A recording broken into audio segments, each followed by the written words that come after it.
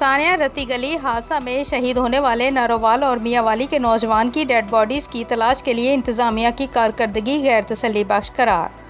लवाहिकीन की तड़प, परेशानी, गम को देखते हुए हमारे नौजवानों ने रात को फैसला किया कि अपनी मदद आप के तहत इंसानी हमदर्दी का जज्बा रखते हुए रेस्क्यू ऑपरेशन शुरू किया जाए।